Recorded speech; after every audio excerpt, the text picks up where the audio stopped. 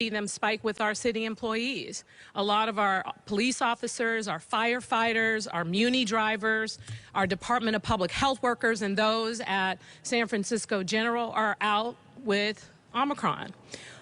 So we're going to continue to experience this challenge for some time. So we ask for people to be very patient with us, to know that we're doing our very best.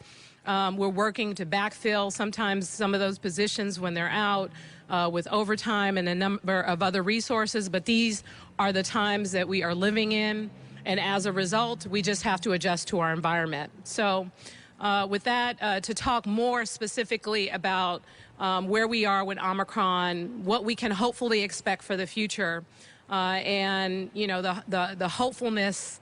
When Dr. Colfax is smiling and excited and hopeful and is giving an indication that things are going to get better, then I know that's probably actually what's going to happen. So it means we get to come outside and play, right, Dr. Colfax? All right. So, ladies and gentlemen, please welcome to give an update on our COVID-19 Omicron variant and what's happening throughout San Francisco now and hopefully into the future, Dr. Grant Colfax. Good morning, everybody, and thank you, Mayor Breed, for your ongoing leadership as we enter the third year of this pandemic, third year. And as the mayor has stated, we are indeed seeing COVID-19 cases drop relatively rapidly in the city. And we can now confidently say that we are on the beginning of a downward trajectory with regard to this surge. Our latest data show that our cases peaked on January 9th with a 7-day average of 2,164 cases per day and have steadily dropped each day since then to 1,076 cases per day on January 12th. This is good news. It's been a rocky start to 2022, but I ask that we all hang in there for just a little bit longer. The surge is not over yet. Hospitalizations, which trail the peak in cases, will still continue to go up. Fortunately, for now, we expect to meet capacity within the healthcare system to take care of people both with COVID and with other healthcare needs in our hospitals. We are urging people to remain particularly vigilant for a little bit longer. Cases are still very high. Cases are indeed still very high, especially compared to prior surges, and we all need to get well past this peak. And look, I know that everybody is exhausted. Let's give some gratitude to our frontline staff who, as the mayor has said, have been working overtime to patch together coverage as colleagues become infected and had to stay home. Many of them became infected too. And fortunately for the vast majority of our cases in the city, cases have been mild because people were fully vaccinated with the first series, and for many people were up to date on their vaccinations with regard to the boosters. At this point, it looks good with regard to making it through. We are likely to make it through this surge and come out in a much better place. And I think it's important to emphasize, with the case rates so high and what we're seeing across the country, across the state and locally, that we are in such a far different place than we were a year ago with our prior surge. We are getting through Omicron, the most transmissible variant yet. Remember, this variant is so much more transmissible than that Alpha, than the Delta, the things that we were dealing with before. And yet we've managed to keep our hospitals, our clinics, and other essential services open.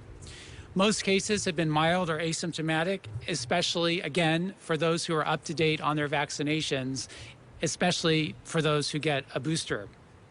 We've proven that COVID doesn't have to upend our lives, even if we have to be vigilant, smart, and flexible to adapt to what's needed and when it's needed. And as your public health department, I want to stress that now our goal is not to prevent every case of COVID. Omicron has proved that that's simply not possible. Our goal is to prevent the worst outcomes: severe disease, hospitalizations, and death. And with regard to that, I just want to ground ourselves in comparison to last year. Last year, we lost 165 San Franciscans to COVID in January of 2021. This month, to date, we have lost 5. Now, we don't know what COVID has in store for us, but we do have great defenses against this virus. Our vaccinations and our boosters, and I expect in the relatively near future, effective antiviral medications. And we know how to layer our defenses, like during periods of now with high transmission, when we must protect our frontline workers and the most vulnerable among us by masking, testing, improving ventilation, and of course, staying home when sick. Omicron has taught us that we have vulnerabilities in our system of care. We certainly need testing to be accessible, affordable, and fast so that we can truly use this tool to gather safely. We are working with our state and federal partners to make rapid over-the-counter tests easy to come by, and are requiring our healthcare system partners to step up and do their part with regard to testing, just as they've done with hospitalizations. We also anticipate important new tools to become increasingly available soon, such as those retroviral medications. This will allow us to better protect people who are especially vulnerable to severe disease. As we come out of Omicron and cases drop, we will follow the data and science and begin to drop restrictions when and where they make sense.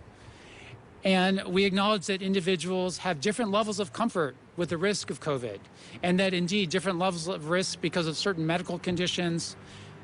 Your risk assessment may vary, and what you're willing to do with yourself, your family, may change depending on your own risk assessment.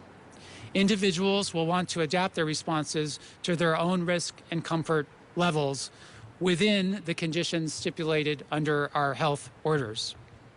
We ask that San Franciscans be tolerant and supportive of each other's needs and work together to make each other feel comfortable and supported. And while it is certainly possible and plausible that we will be dealing with other variants in the future, hopefully we will be able to situate COVID among the many other infectious diseases and health conditions we have to contend with, smartly, but not letting them upend our lives. San Francisco, thank you for all you've done and continue to do as a city, and we will continue to get through this together. Thank you.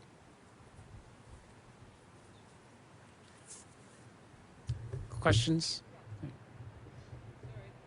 So I'm a little confused, Doctor, and forgive my ignorance. So you're saying that the cases are beginning to fall rapidly, a downward turn, but then you say the surge is not open. Well, yeah, I mean, the cases are still high. So I guess it depends. If you define surge as a straight trajectory up, but we're still in the surge. I mean, our cases are still much higher than they've ever been before. So I just want to make sure that people understand that we're not out of the woods yet. And our cases are still extremely high, but the good news is they have plateaued and are starting to go down. But they're still at a relatively high level than where we've been. But as the mayor said, we're looking at data from other places that have been ahead of us, and the consistent data seem to show that cases could go up very fast, they start to come down very fast, so we're on that downward trend now. Now, they could go back up again. We're hopeful that that's not the case, but given where we've been for over 2 years now, I think the point is that cases are starting to come down. Hospitalizations are still going up to some degree, but the rate of increase is starting to slow down a bit.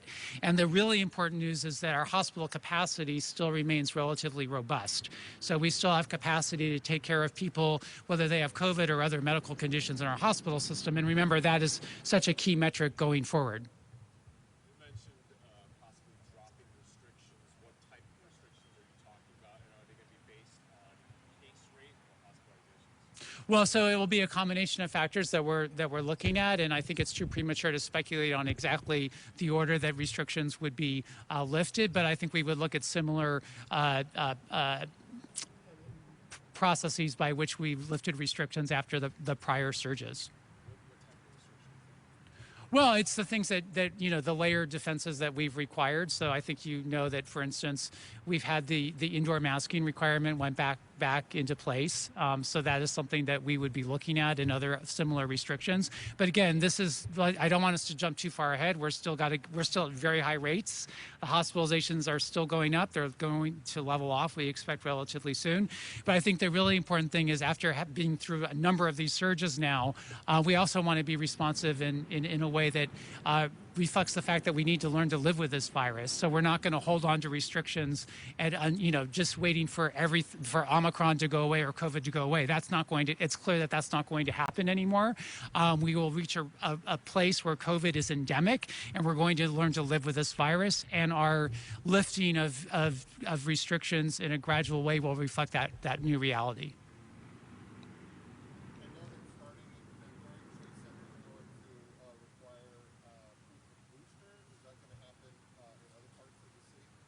So again, I refer you to the healthcare orders with regard to where people are required to have boosters. Our point is that really Omicron has shown that people need to be up to date on their vaccinations in order to be as protected as possible from Omicron with regard to severe disease and hospitalizations, which again is our goal here. So getting people, having people access to boosters is really key. I think one of the reasons that we have been so successful with dealing with the Omicron surge is because we have a very high booster rate. 61% of people vaccinated in the city have received a booster and are up to date on their vaccinations. That is far higher than, for instance, the national average or even the state average. But we really want to encourage people to continue to get those boosters, and we're making boosters available both within our healthcare systems, including the health department, and of course with our pharmacy partners.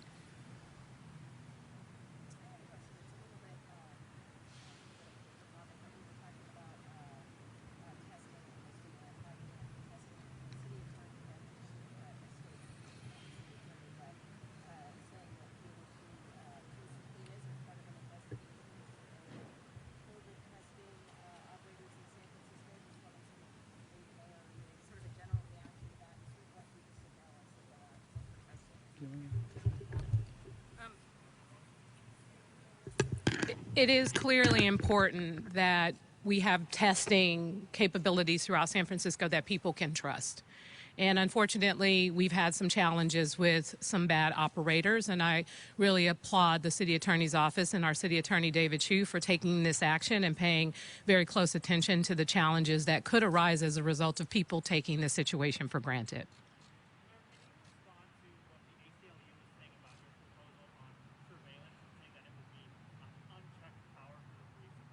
Well, it's not unchecked power for the police department. The fact is, we want to address the challenges of crime in our city.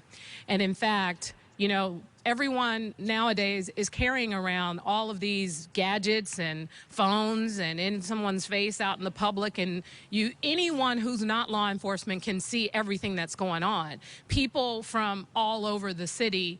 And when you talk about a situation, for example, like with what happened in Union Square, the fact that there was a lot of online chatter, the fact that our officers were aware and needed another resource through video to observe the behavior, and because of our ordinance could not. There are a lot of things that could have been prevented based on information that we get, and we're not only asking to allow this to happen based on evidence, but part of my ordinance is to say we have to also report this information, like when this is accessed by the San Francisco Police Department, it will be made public, it will be provided to the Board of Supervisors, and so if there is a need to do an investigation or anything about why they chose to do it and it's wasn't necessary, then that will be dealt with. But ultimately, the goal is to address public safety. And the fact is, we need this tool. It's a responsible use of this tool in order to do so.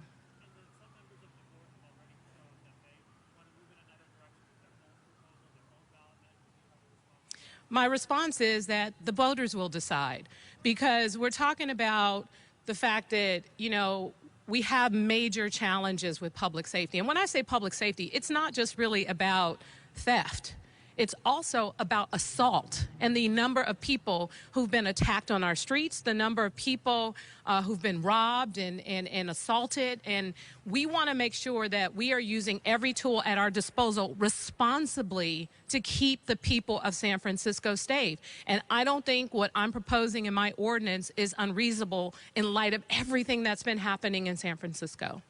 Mayor, the voters of San Francisco support your ordinance. Thank you. Go forward with it. We need the protection. Thank you very much. From the mouths of citizens.